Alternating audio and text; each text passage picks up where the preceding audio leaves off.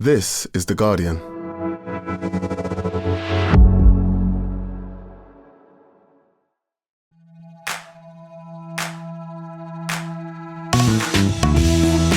Hello, I'm Faye Carruthers and welcome to The Guardian Women's Football Weekly. Happy New Year, you lovely lot. We have a special episode for you today, a mailbag episode. We're always asking you for your questions, so this podcast is dedicated to exactly that, your questions. And if you listen every week, it now feels very strange for me not to say, plus we'll take your questions. And that's today's Guardian Women's Football Weekly. So I'm going to say it anyway. Welcome to 2025.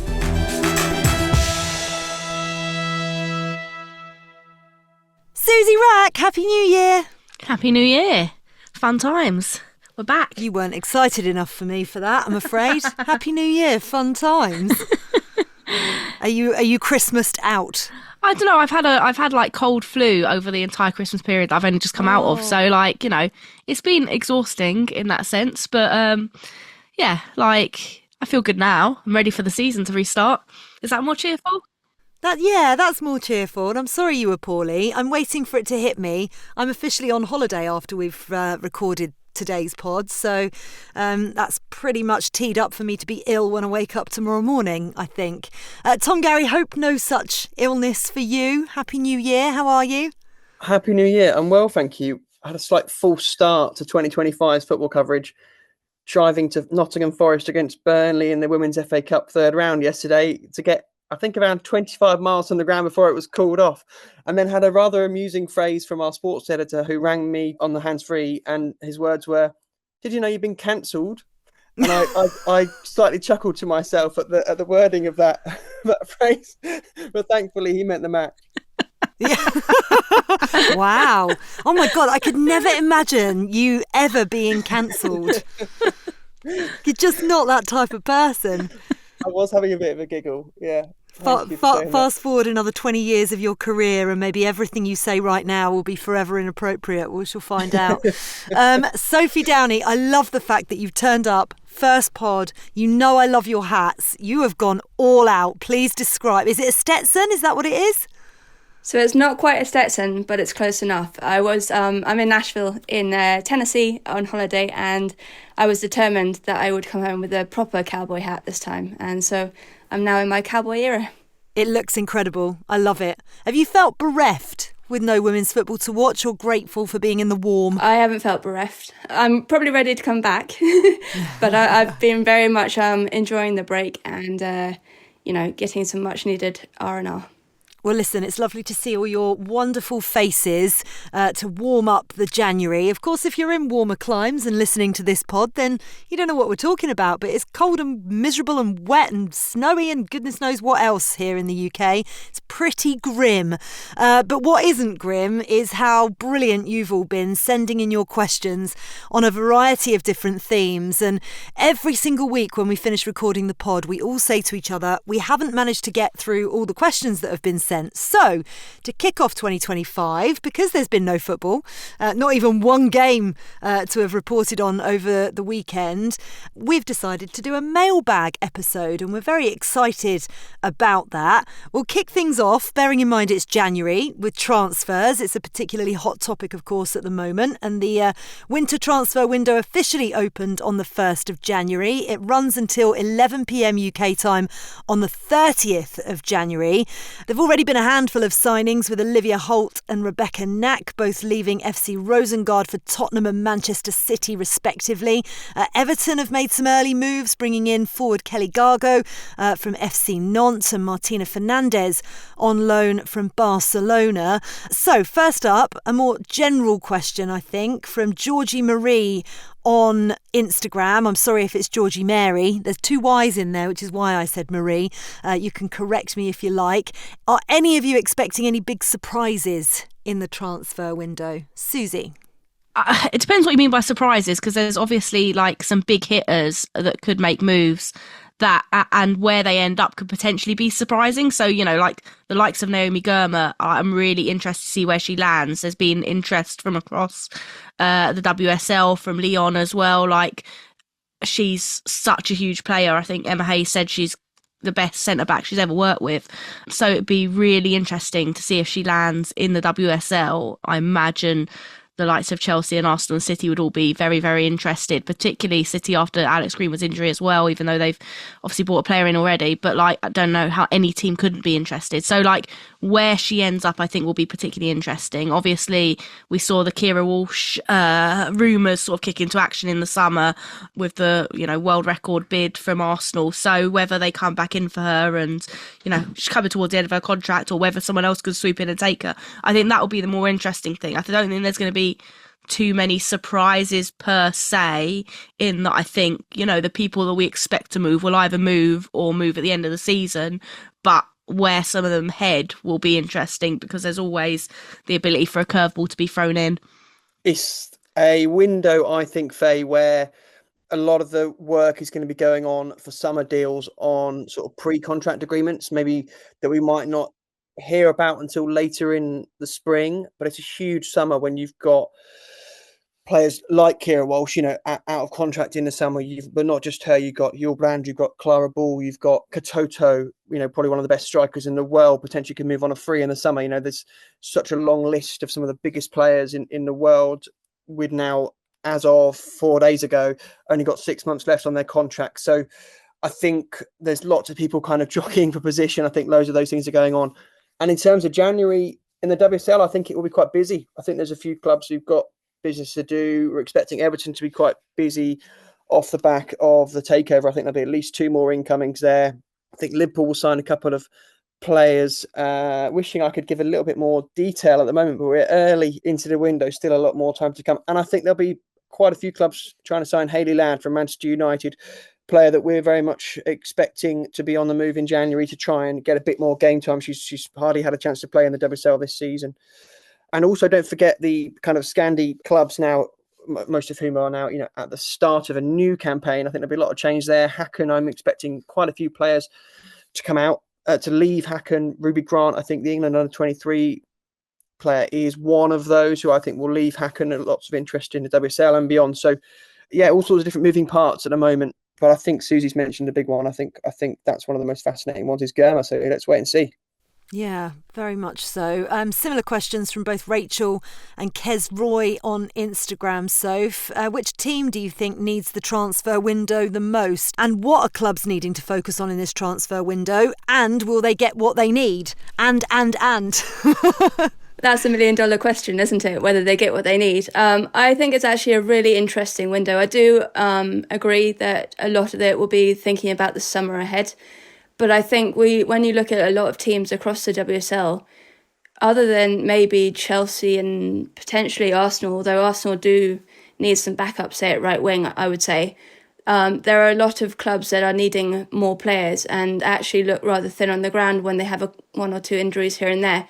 And we've seen that with Leicester. We've talked about it a lot in the first half of the season, their lack of having a number 9. They will definitely be in the market. They have to be, whether it's on loan or, you know, permanently, for a number 9. But the problem for them is there aren't that many clear-cut number 9s out there going, you know, available at the moment. I think another point I'd also bring up is it's a really interesting one that all of these big players are kind of coming to the end of their deals, or last 6 months of their deals. And I was just thinking, we talked about it maybe a bit with like the Viv Miedemar transfer away from Arsenal and them letting her go away on a free. And it just seems that we're getting to this sort of stage where we've got so many big players almost about to go away on a free. When are these clubs going to start making business out of them? Because this is the time to sell them. I know 6 months you're going to get less than what you should get anyway. But like, if you're thinking about the business model of women's football and transfers and all of that, they've got to start reaping kind of some revenue from it at some point. So I do wonder when that will start to come into people's thinking a bit more. That's a really good point, actually. Away from that, but still on transfers, this is from Chris Clark on X. Does Chloe Kelly need a move away from Manchester City to ensure her place in the Euros squad? That's an interesting one. And Suzy, you're nodding your head vociferously. Yeah, I don't see how she can not be desperate for a move and not feel like she needs one. Serena Wiegman already said towards the end of last year that she was concerned with how little game time she was getting. So the Euros aren't that far away. She played such a big part last time round. The idea of her missing it is somewhat inconceivable, but if she's not playing, there's only so much leeway that Wiegman and her team can have. I mean, I get that they are probably aware that it's clearly quite a fractious relationship for Chloe at City at the moment. Clearly there's been some kind of breakdown in relations there for it to be a case where she, you know, even with their injuries at the moment, can't get on the pitch still as a starting player. And, you know, they can make allowances for that, but like, how many allowances can you make when you're going into a major tournament where you're in a group of deaf and defending champions as well? So, like, yeah, I think she desperately needs a move, and I think she would have moved if the injuries hadn't come in. And that's the thing that could throw the spanner in the works. Like, they might want to keep hold of her because they are light on the ground, but yet they were light on the ground towards the end of the year and still weren't necessarily using her other than off the bench, which doesn't necessarily speak to her getting game time, even with those injuries coming in as well. So concerning. Where could you see her going, Tom? Well, Kelly was quite heavily linked last summer with Paris Saint-Germain, but since that story, there has been a change of management, at the club in Paris. So I think that's still a bit of a question mark there. My own feeling is that the best thing for Chloe Kelly would probably be a short-term loan move for the rest of the season. With that in mind, you could bring in almost every club in the Women's Super League. Below the top three, I think would all be contenders there. And I certainly believe there's been some interest from Everton, who she's obviously played for before. Whether that can become a reality, I guess it remains to be seen. I think Suzy's hit the nail on the head that the issue for Man City is whether they can afford to let Kelly go, given the other injuries in the squad. But I think following that Everton takeover, I think that's certainly something that they are looking to try and do, is try and really strengthen attacking areas there. So let's wait and see. I think it also depends on whether or not Everton were able to get Catherine Kuhl from Arsenal. And Sophie was talking a moment ago about transfer fees. So that's a player who we understand Arsenal are kind of open to bids for at the moment because of the fact that they don't want to stand in her way from getting more game time. But I think, that would be quite a substantial fee. It could well have to be £100,000 or more, to get a player like that these days. So with such a young talent. So that perhaps is another one to watch, because if we do start to see that kind of money for younger players, then could there be a trickle down effect of fees elsewhere? Yeah, fascinating. Especially Everton could end up having, like the tale of two seasons if they recruit well in January, couldn't they? It would be very fascinating. Natalie on X wants to know whether there's any news about United signing a goalkeeper. She was also asking about Hayley Ladd as well, which I think we've covered. Who wants to take that goalkeeper for United, Soph? I mean, it has to be a priority. I think we all outlined it in the summer, right? They've got kind of a young keeper coming through, but not ready probably to really be a backup to Fallon Tullis-Joyce. And I think they've been quite lucky in the fact that Tullis-Joyce has been so good. I would reckon she's probably been the goalkeeper of the season so far in the WSL. But if something happened to her, you do have to worry what happens to that kind of backline and defensive side of United, that have conceded 3 goals this season, so they're the tightest defence in the league at the moment. So you would think it would have to be a priority. I'm not sure if anyone else knows who might be in the mix for that, but I definitely think they would be thinking about that. And Tom mentioned about Hayley Ladd earlier. You've got to think that for her, especially ahead of a Euro 2025 in the summer, where she is going to be wanting to shine for Wales, she needs to be playing regular football and to be able to be in her peak condition for that tournament. And I think the real priority for Manchester United as well in terms of incoming has got to be goals. We're talking about the lowest scorers in the top 5 now. And, there's some way off the title, in terms of the number of goals that Chelsea are scoring. That's where Man United are really, really lacking in the goals department. So I think whether it's this window or the summer, that really has to be an area of focus for them to try and bring goals in. I feel like every single pod we do, we mention the Arsenal managerial situation. Conanda, again, so many apologies. I'm not sure on Twitter handles, or this is in fact an Instagram handle, Conanda or Canande.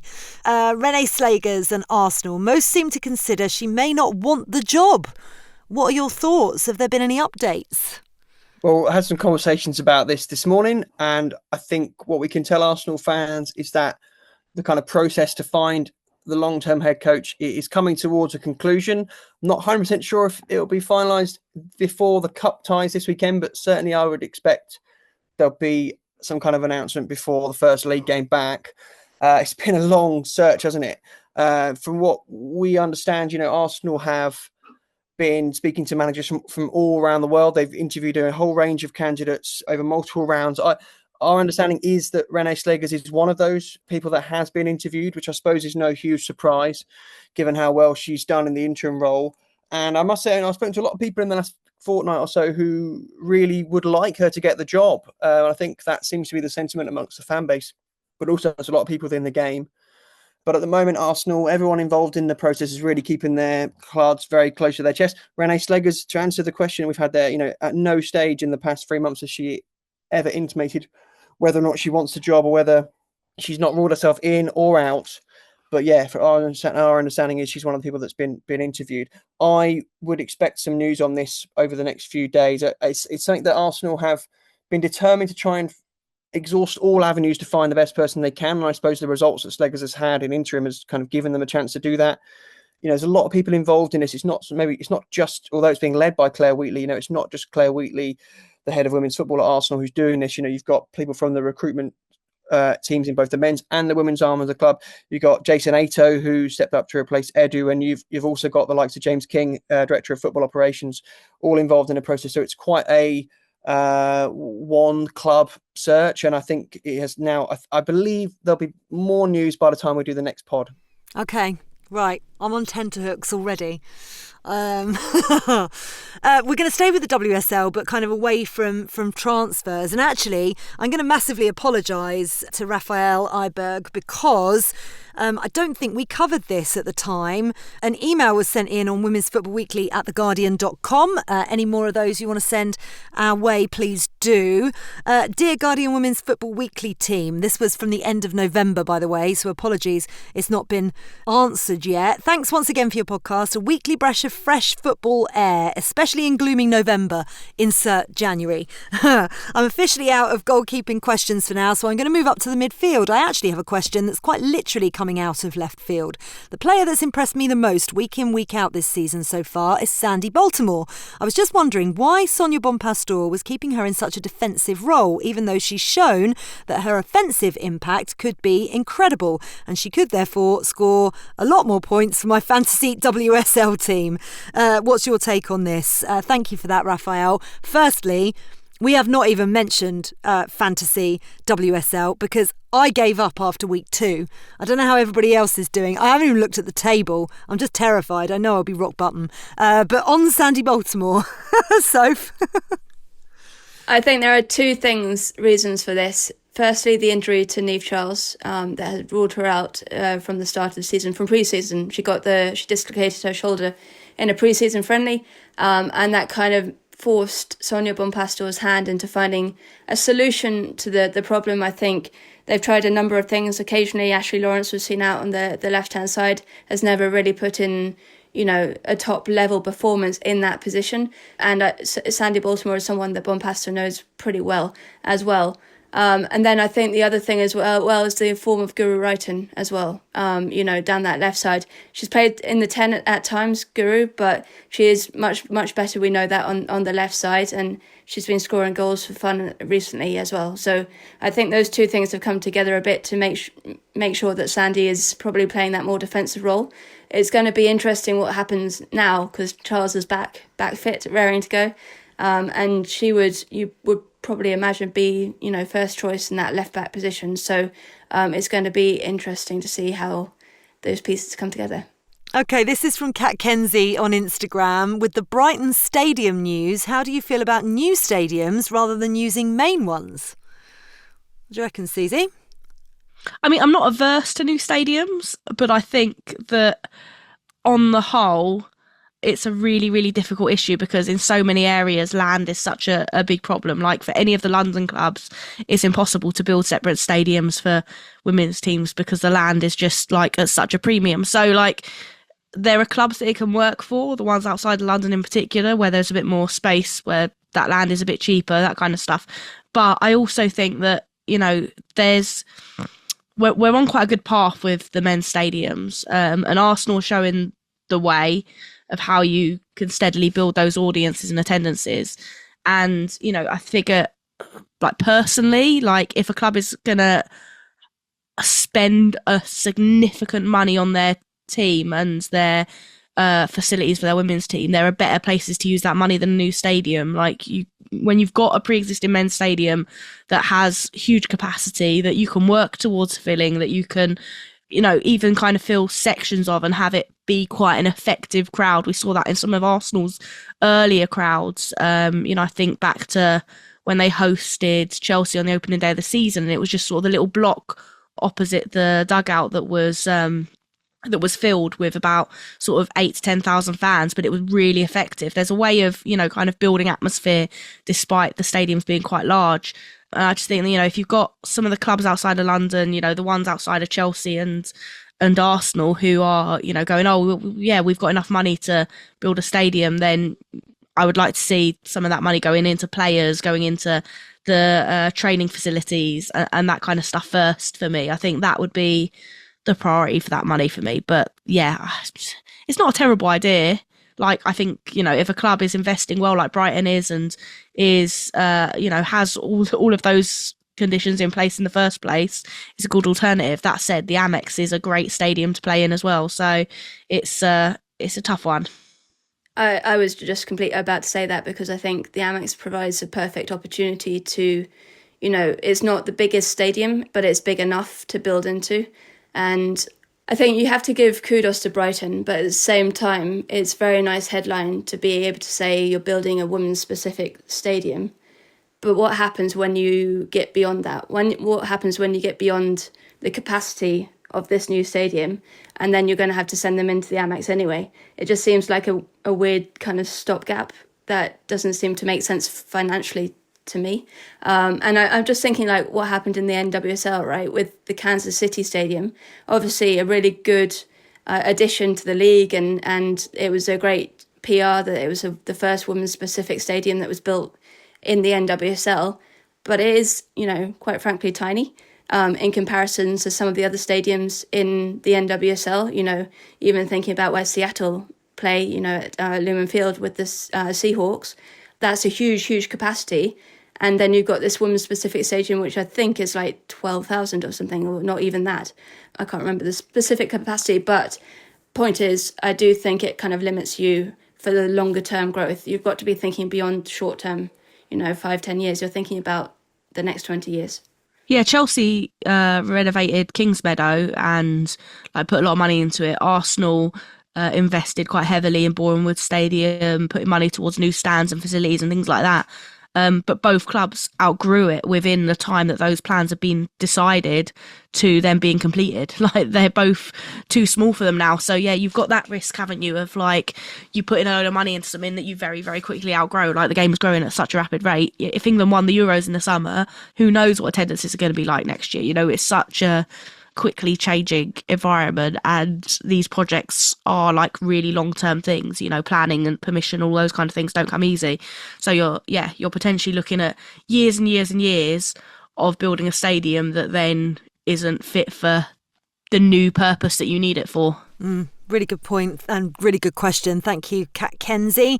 Kez Roy on Instagram's asked, what aren't Liverpool doing as well this season, and what can be done? I mean, that is a big question. We did think that they'd be pushing this season, Tom, didn't we? But it's just not quite happening for Matt Beard's side. Yeah, I think they fans of Liverpool have good reason to be disappointed right now, because you had so much optimism after last season. But I think the challenge they've got is trying to kick on and improve from, you know, last season's impressive fourth place was always going to be really difficult unless the football club were prepared to, you know, really heavily invest in, you know, in the playing squad. I think there's been good investments in the training facilities. There's been good investments in, you know, the ground share with St Helens to improve lots of things at the club. But the squad still feels a little bit, should we say, bottom half funding wise, and that's backed up in their, you know, in their budgets, in their financial accounts, and that's just been Liverpool's policy for a while, hasn't it? You know, of not wanting to necessarily really spend big. They want to build slowly, but I think that they might have to rethink that soon, otherwise they will get a little bit left behind.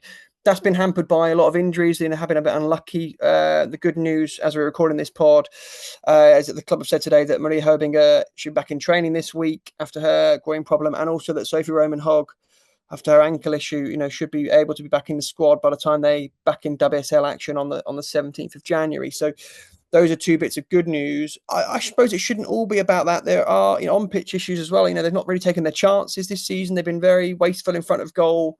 There was draws earlier in the season. I think it was against Crystal Palace and also West Ham, where I think they were really missed their opportunities, and that should have been 4 more points. So, but yeah, there'll be one of a number of clubs right now looking at the table, with there's 6 teams with under a point per game. And I think all of those 6 teams, that's a terrible record. But I appreciate that it's a smaller league, and it's difficult to judge too harshly. But less than a point per game is a dreadful record, and all of those 6 clubs on that will be disappointed right now at this point in the season, Liverpool included, and they're going to need to improve after the restart. That's for sure. Quick one on Arsenal, Suzy. Alfresco on Instagram has said, what do you think Arsenal need to do to have the potential to start winning trophies? Get a new manager. I don't mean a new manager necessarily, just pick a manager. It's a difficult question, isn't it, when they're in flux and change. Like, if they continue with Renee Sleggers, who's done a fine job, it'll be interesting to see how they cope at the end of January against Chelsea and City and back-to-back away games and things like that. Like I've said that from pretty much the moment she came in. I really would love to see how they navigate those 2 games, whoever is in charge. And that will determine things, because the squad is there. It needs a little bit of strengthening maybe. But Renee has shown that you can deliver tactically to produce with the team that is there. That's the thing. It's definitely possible. So yeah, if they can stay injury free, recruit a few more players, a little bit of depth. Soph mentioned on the right wing earlier. I think that's correct. Then you're in theory competing. I think there's a lot of psychological barriers to get over though. They really need an FA Cup or a league title to kind of get over the psychological barrier of not having sort of won either of those trophies for quite some time now. Question on the winter break, and I feel like I know the answer to this already, Soph. This is from the Her Game to Chelsea account on Instagram. Should the winter break be shortened to avoid the fixture rush, usually around March, April time? I would say no, and it's not actually that long when you account for the FA Cup. And you have to have, if you're going to give players 2 weeks off, you have to have a week, to get back into training and stuff ahead of the restart. I will always say this, wherever I go, I will protect the winter break with my life. It's a treasured thing in the women's game. I think there are so many factors around it why we can't just copy what's been happening in the Premier League. The schedule has got so busy in recent years. International players are playing basically all through the summer, bar maybe a couple of weeks off. And that's happening consecutive summers as well. We haven't had a proper break for quite a while. You also have to remember that the players coming in from overseas, don't have the kind of resources that they do in the men's game, where they can up and move their family with them and just buy a house. A lot of them are probably living in club accommodation, shared accommodation, and they also don't have their families with them over Christmas. So I think it's super important to give them that time to go home, refresh, be with their families for that period.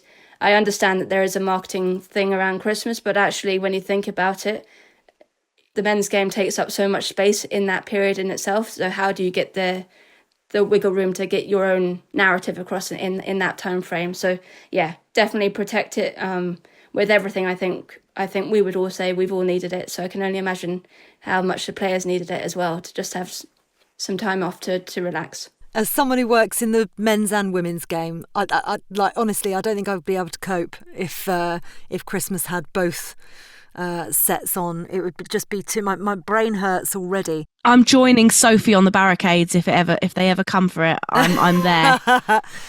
I was actually saying to someone earlier on today, I think I merged 3 football matches that I'd been at, individual with totally different teams in each one. I merged all the key incidents from those 3 games into it being one game. It's like, no, it wasn't. That's how it feels at the moment. And as you say, you know, the players, they need a rest. It's vital.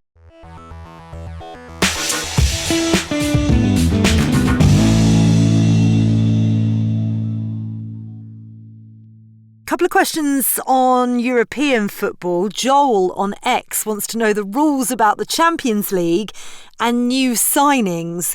Will they be cup-tied if they arrive from another UEFA Women's Champions League team? I'm going to defer to our resident expert, Mr. Tom Garry, who I happen to know has been flicking through the Champions League rulebook to find the answer to this. I feel bad being called an expert on this because I had to be corrected on this as recently as about an hour ago. But the answer to the question is that clubs in the quarterfinals can register up to 3 new players, and they can have played for another team in the group stage, unless we've misinterpreted the rules. Which are very confusingly worded, I think it's fair to say. We have to explain to people. You and Sophie were going up on point 32.0 and the rules clause XYZ. Yeah, the rules essentially start off by telling you that no player can play for 2 clubs in the same season, and then all the caveats start to come in. I think the simplest way to explain it at this stage is for the quarterfinals onwards now, you know, players won't be cup-tied if you're one of those up to 3 new players that you could register. So hypothetically, one of the English clubs could sign a player from a Champions League rival who has played in the group stage, and they could be registered for the quarterfinals, which don't get underway until March. So we've still got quite a long wait for that between now and the quarterfinals getting underway.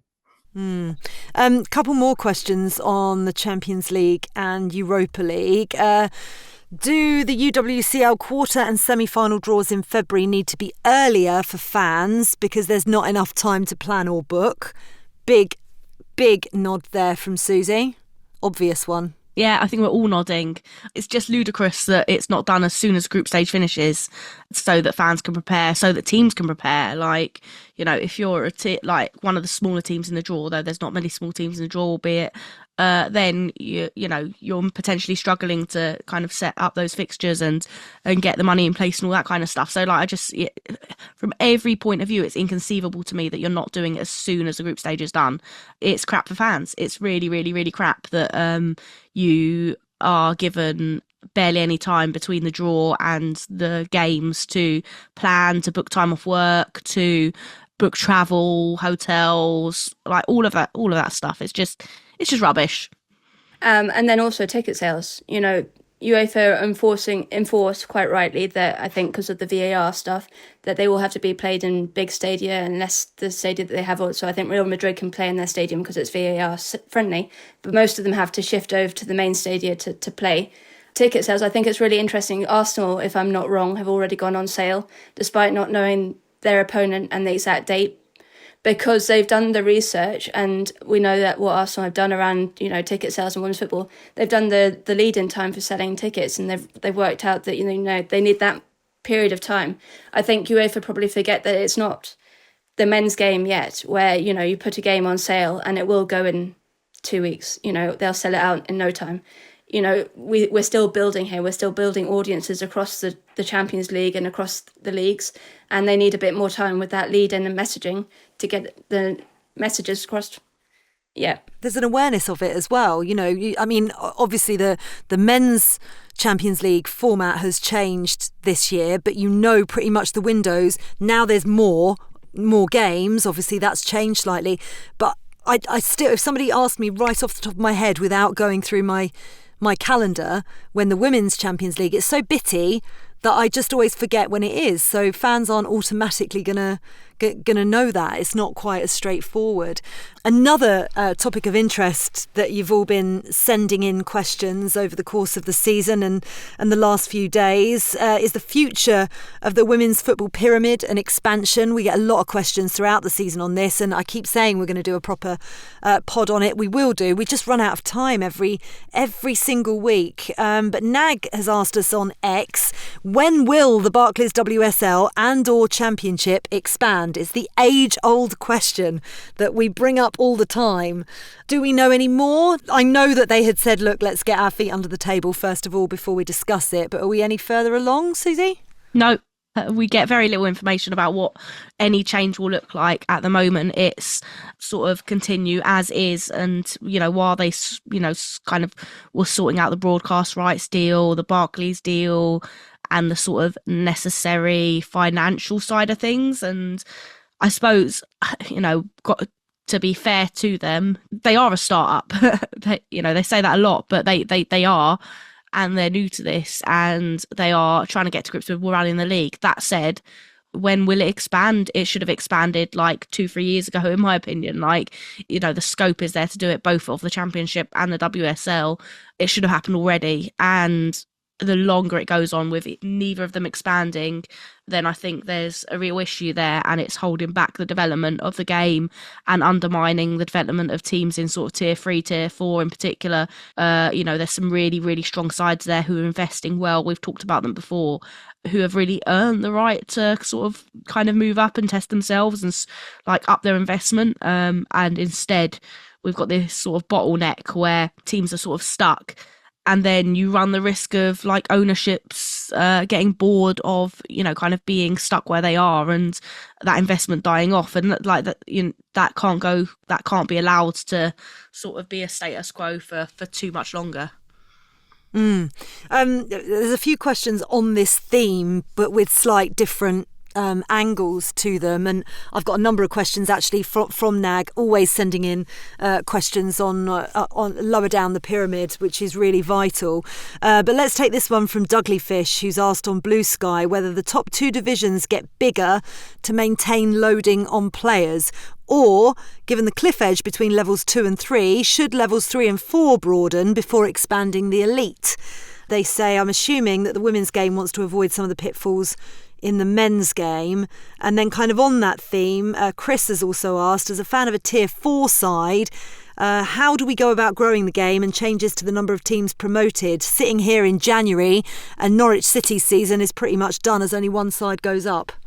That's something that I personally think has needed to happen for a long time. The too many of the leagues have only got one up, one down, and that there are massive bottlenecks. And we've seen so many instances of teams who've narrowly missed out on promotion, despite beating several teams in the league by double figures, score lines in individual games, and then knowing you've got to go and play that team again the following season. I mean, it must be utterly demoralising for both those sides if you've lost 12-0 to a side and you've got to play them again. How am I not in a different league to them next season?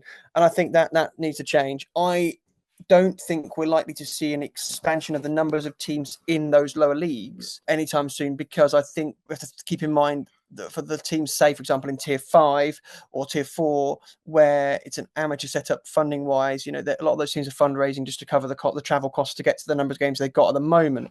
So to add in more fixtures, and particularly given some of the facilities and the pitch availability, I think that would become a real challenge if you suddenly started to add in, say, 4 more home games. But, I'd love to hear different views on that if other people have got different opinions. But certainly from some of the clubs I speak to at that level, with the number of waterlogged games they have, I think they would see it as a struggle to finish the season if they suddenly added in a lot more games. What I do think should happen, and I think probably is more likely to happen, is that if they are to expand in the leagues, the second tier will be the one that will be done first. I think that's where there is the most pressing need for more teams and more games, and to ensure. I mean, Sheffield United, for example, I think are going, is it 7 weeks without a league fixture?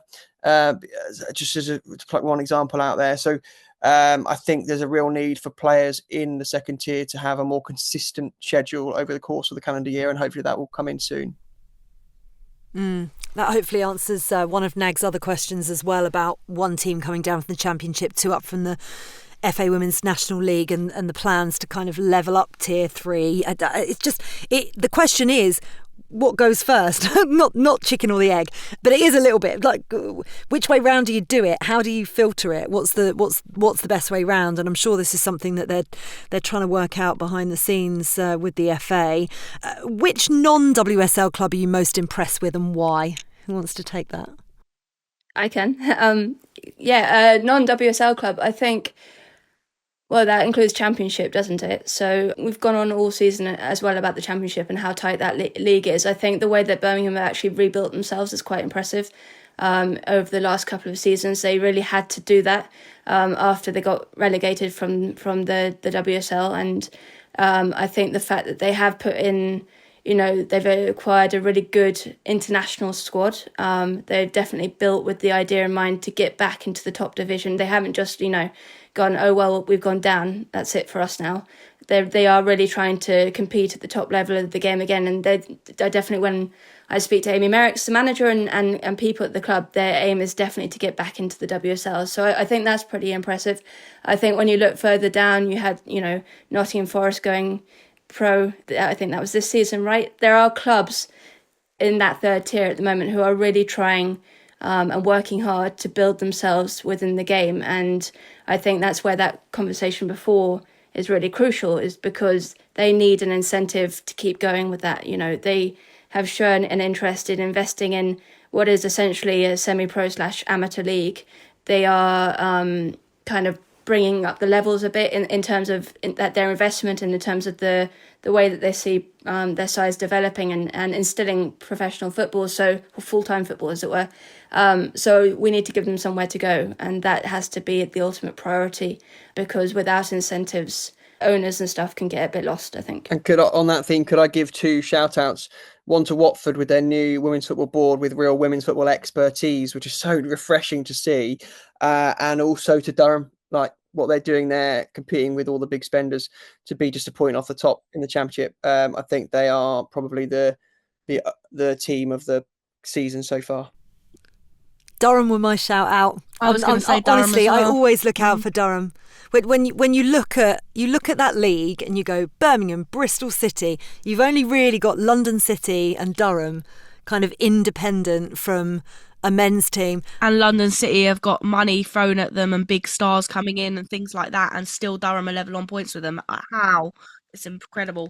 Absolutely. I did have worries, and look, I might be, saying this from a position of absolutely zero expertise with football up in the northeast and what's been going on, but I've always had an eye on Durham because I love what they do, and I did fear that with Newcastle going up that they would get swallowed by it, just from and I'd love any Durham fans to get in touch and let us know whether that was a genuine concern or what the state of play is up there. But absolutely smashing it, and always, I think last season was maybe an anomaly, but usually they are there or thereabouts, aren't they, every single season. Can I add in Bristol City as well? Because I think along the same lines as Birmingham City, when you go down, it's very easy to just say, especially with a club like Bristol City that doesn't have the financial clout of some of the other clubs, they have very much looked at themselves and produced a new women's strategy to try and, state their claim about where they stand for women's football in the southwest of England. And they're pretty much the only club at that who have been at the top level of the women's game in the WSL for many years. I know they've come down and gone up again or whatever, but the fact that they understand that responsibility for girls football in the southwest and how they need to be driving that forward, and they have a huge catchment area.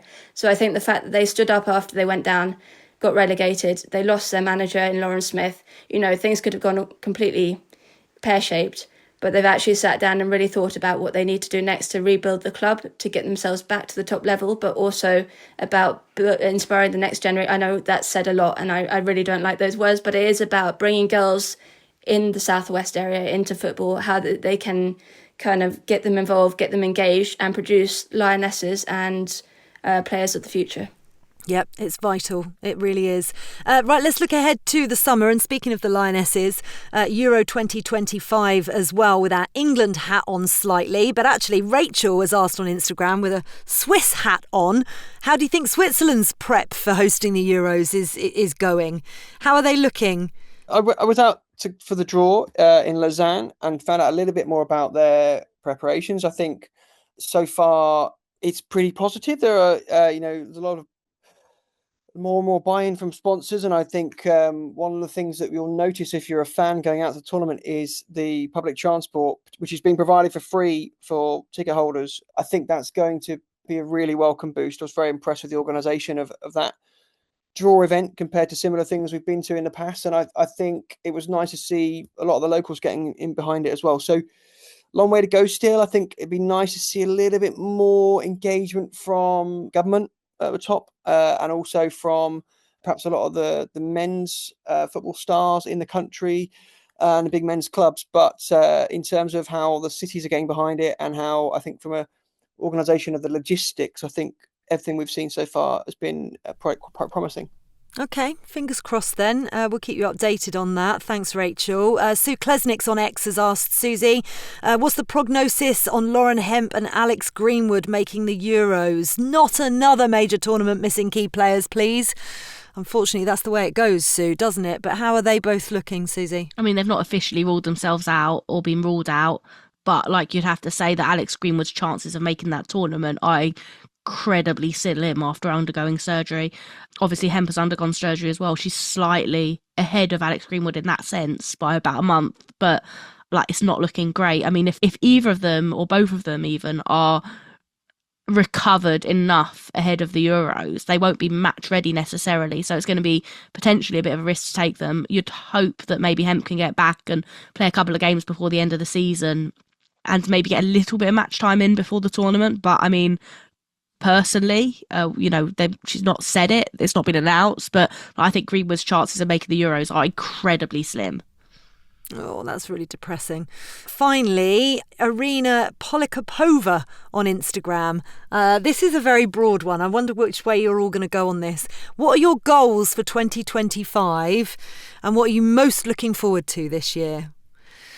There's a big exhale of breath from Sophie, so I'm going to start with you, Soph. Goals for 2025. More hats. More hats, yes. Buy a hat wherever I go. Every country I go to, that would actually be a lot of hats. So maybe not. But yes, I think most looking forward to this year is certainly for me, it's going to be the Euros in the summer. There's nothing quite like working in a major tournament for a personal and work level. And I'm also really hoping if England qualify to get to Morocco for the Under-17 World Cup. So that is on my pipe dream. But in terms of my goals, I guess work hard, stress less. I love that. Tom? My goal is to shoehorn in as many sandwich-related puns relating to the new sponsor of the League Cup as possible into Guardian news copy. Don't sink! The thing that I'm most looking forward to, definitely, I think those Euros group games between England and France, England and Netherlands, and England and Wales, so special. Really looking forward to that. I think particularly the Netherlands game, with the orange wall of fans that they'll bring, I think that'd be a really special occasion.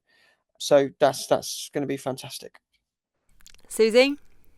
Obviously the Euros, but I'm going to say Champions League knockout stage as well, because I think, obviously 3 English teams in there, really exciting time, potential for at least one of them to go quite far in the tournament is there. So that excites me quite a lot. And those Champions League away days in particular are just a lot of fun to cover, particularly when you get into sort of the latter stages of the tournament.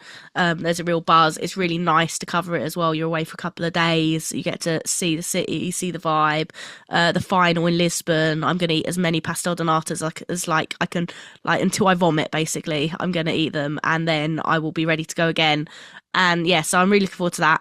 In terms of goals for the year, say I know right, less on the podcast, maybe. Oh, you haven't told people what I bought you for Christmas I'm wearing yet, have you? I'm wearing it. I've got I didn't even notice. A hoodie that says I know right from Faye. Suzy's favourite catchphrase. Although most of the time now on WhatsApp she says it so much, she literally goes IKR. Oh yeah, for everything. Always.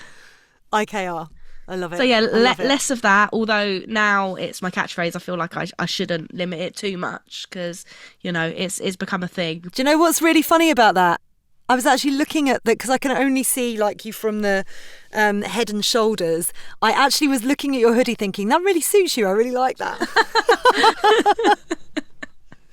You chose it. You bought it. I know I did. Honestly, I saw it online. I was like, that's got Suzy Wrack's name written all over it. I should have worn my To Power t-shirt, but it's too cold. I'm not wearing a t-shirt in my booth. I'm also really looking forward to the Euros this year, obviously. And I've got 2 goals, one of them similar to what Soph was saying in terms of work more, stress less, but mine's actually work less, stress less. Work more efficiently, I would say, and sleep more, probably. And my goals are to find the best gluten-free and vegan restaurants in Switzerland ahead of our trip. Yes, you're so good at doing that. We've had some great meals. Yeah, we have. That's my mission. I'm gonna put together a little menu card for the best restaurants we can find. Right, any other business? So let's very quickly look ahead at the fixture list for the FA Cup 4th round when football returns from the winter break this weekend. I won't go through every single fixture, but a few I'm pulling out. London Bees against Rugby. In fact, I'll go through the lot because otherwise I'm just going to get messages from people saying you didn't mention my team. So, London Bees against Rugby Borough, Leicester City against Stoke, West Ham against Liverpool, Arsenal Bristol City, Chelsea Charlton, Exeter City against Sunderland, Cheltenham Town against Wolves, Brighton against Durham, Blackburn against Portsmouth, Manchester City face Ipswich, Aston Villa Bristol Rovers, Everton Tottenham, Manchester United West Brom, Crystal Palace Sheffield United, and Fulham against London City Lionesses. Newcastle obviously have to wait to play their fixture against the winner of Nottingham Forest against Burnley because that was postponed, as Tom said at the top of the pod, because of snow this weekend. Very quickly, all of you, anything in particular that stands out? Any fixture you're most excited about? I'm going to Craven Cottage on Sunday for Fulham against London City. I think that's going to be super interesting to see how that plays out. And also it's like 5 minutes walk from my house, so really, really handy. So I'm doing that one, so I think that will be particularly interesting for me. I like the look of Brighton Durham. We've just been bigging up Durham. It's always good to see how a strong championship side does against a WSL team. I mean, in many ways it highlights how big a gap there still is, but I always enjoy those fixtures because it gives teams like Durham a chance to really test themselves against top opposition, and at a point of the season where they're challenging at the top of the table, that's invaluable experience as well. I know we're meant to focus on the some of the lower ranked sides at this stage of the competition, but I think it's a big game for West Ham and Liverpool, 2 sides with no hope of winning the title or getting in the Champions League.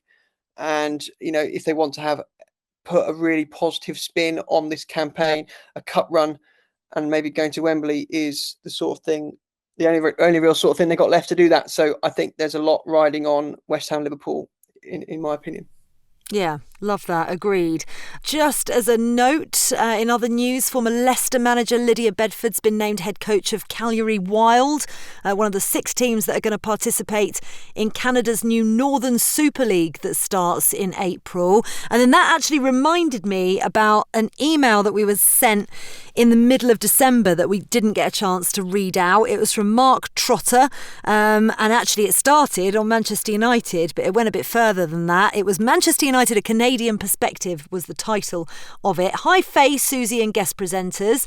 You asked, so I'm writing as a United fan that could really do without Sir Jim's chatter. If you remember, this was after the game the other week.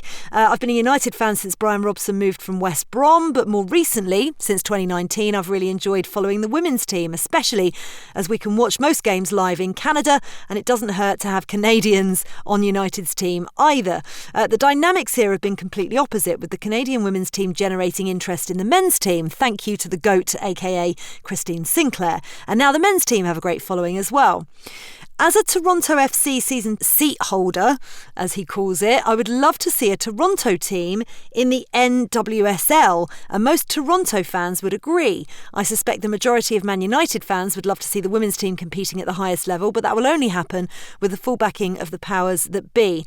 The fan base of the women's game is increasing, and surely it's just a matter of time before board members of clubs realise the power this audience brings. How much time? Feel free to discuss. Well, we have discussed that previously, Mark, and thank you for your email on Women's Football Weekly at theguardian.com.